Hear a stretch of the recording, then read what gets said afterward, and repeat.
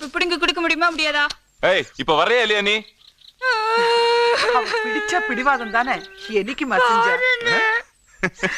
நடிக்காத, கண்ணுல ஒரு சொட்டு தண்ணி.